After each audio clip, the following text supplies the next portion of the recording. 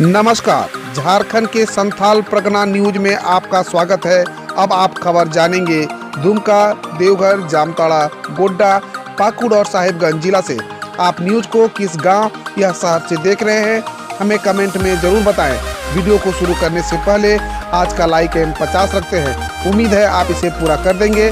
तो चलिए जानते हैं शाम तक का मुख्य समाचार।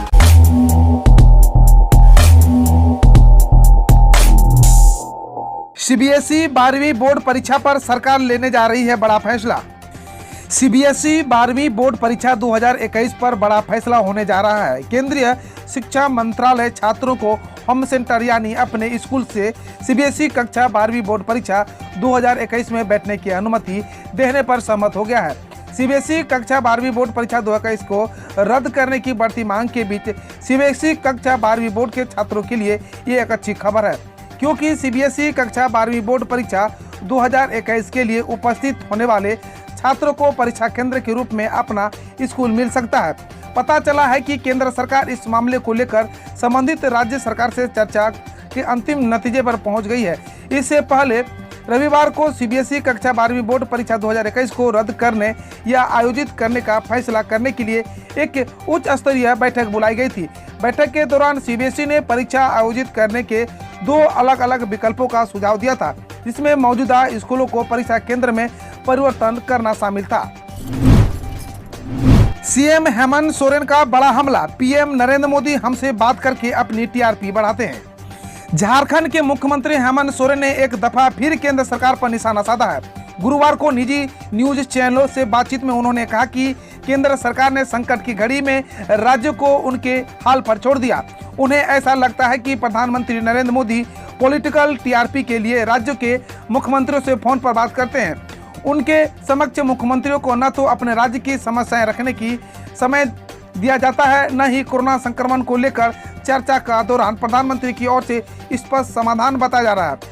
हेमंत सोरेन ने कहा कि देश भयंकर तूफान में फंसा हुआ है। संकट का यह दौर सभी के लिए है। यह समय निकालकर समस्या से बाहर निकलने की है। राजनीतिक दुश्मनी के लिए आगे और वक्त मिलेगा। वैश्विक महामारी में दवाएं, ऑक्सीजन और सारे संसाधन केंद्र सरकार राज्य को उपलब्ध कराती है। झारखंड को भी अभिभावक की तरह केंद्र को मदद पहुंचाना चाहिए था, लेकिन राज्यों को उनके हाल पर छोड़ दिया गया है।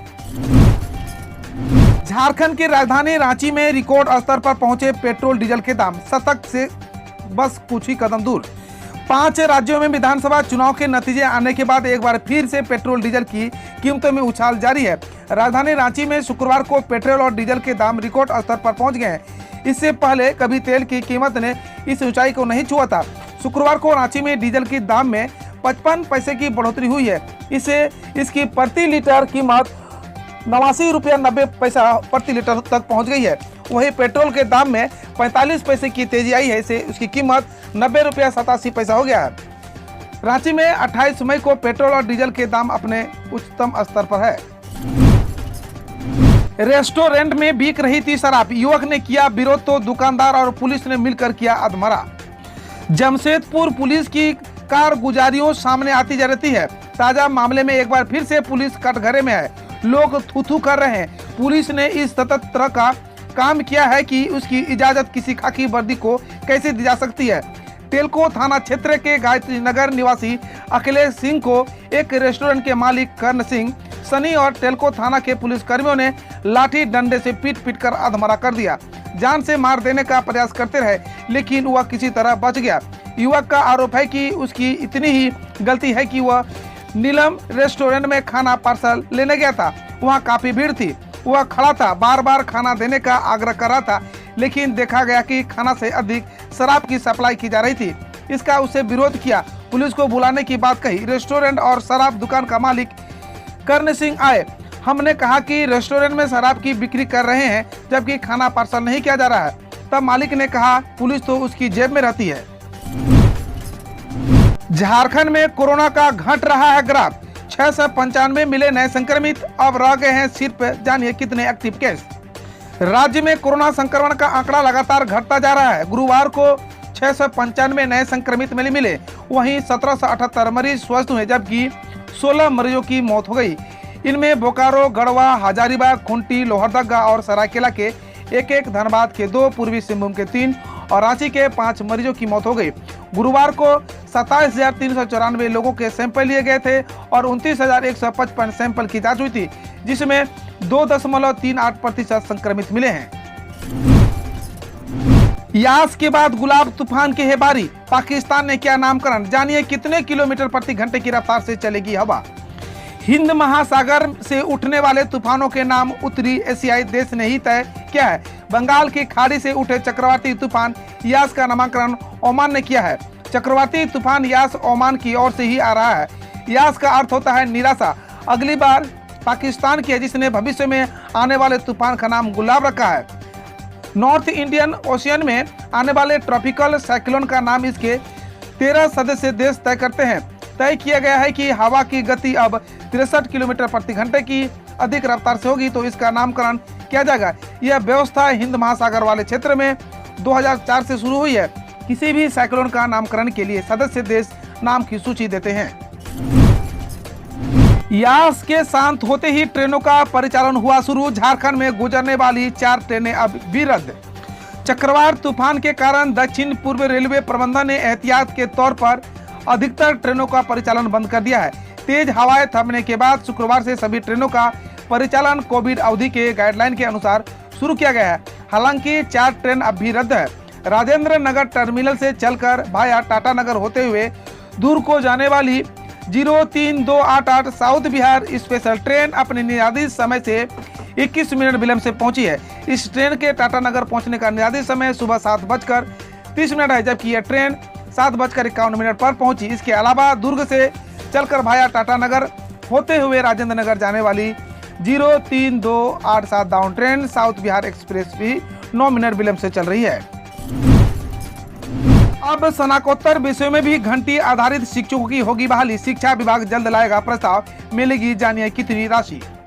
राज्य के विश्वविद्यालय में अब स्नातक की तरह स्नातकोत्तर विषयों में भी स्वीकृति पद के विरुद्ध घंटी आधारित सहायक प्राध्यापकों की नियुक्ति की जाएगी। इससे संबंधित प्रस्ताव पर मुख्यमंत्री हेमंत सोरेन ने अपनी सहमति दे दी है। अब उच्च व तकनीकी शिक्षा विभाग द्वारा इससे संबंधित प्रस्ताव को वित्त विभाग की सहमति के बाद कैबिनेट की बैठक में अंतिम स्वीकृति के लिए भेजने की तैयारी में है। स्नातकोत्तर के विषयों को पढ़ाने के लिए पीएचडी उत्तीर्ण व नेट उत्तीर्ण अभ्यर्थी की ही नियुक्ति साक्षरता के बाद की जाएगी। साक्षात्कार लेने का अधिकार संबंधित विश्वविद्यालय के कुलपति की अध्यक्षता में बनी कमेटी की होगी। राज्य सरकार इन शिक्षकों के लिए राशि उपलब्ध कराएगी। यास चक्रवात ने बिजली विभाग को दिया 50 लाख का झटका। विभिन्न इलाकों में पोल एवं अन्य सामग्री के टूटने एवं ट्रांसफार्मर के जलने के कारण बिजली वितरण निगम को लगभग 50 लाख रुपए की आर्थिक क्षति पहुंचाई है। रांची एवं आसपास के क्षेत्रों में चक्रवाती तूफान यास के कारण पेड़ों एवं टहनियों के टूटने एवं अत्यधिक वर्षा के कारण टहनियों के झुकने के पश्चात बिजली के तारों पर गिरने के फलस्वरूप विद्युत आपूर्ति बाधित हुई है। पोस्ट कोविड बच्चों में MIS-C बीमारी का खतरा, हार्ट किडनी पर खतरनाक असर। कोरोना के बाद एक नई बीमारी बच्चों के लिए जानलेवा साबित हो रही है, या फिर यूं कहें कि जिंदगी भर के लिए बीमार बना सकती है। पोस्ट कोविड होने वाली इस बीमारी का नाम MIS-C है। राज्य भर में फिलहाल ऐसे 16 मामले फिलहाल रेफर होकर रांची पहुंचे हैं। कोरोना ने जहां एक तरफ जिंदगी को झकझोरा है, तो वहीं दूसरी तरफ पोस्ट कोविड में होने वाली एक नई बीमारी ने राज्य की नौनिहालों की जिंदगी के लिए खतरा पैदा कर दिया है।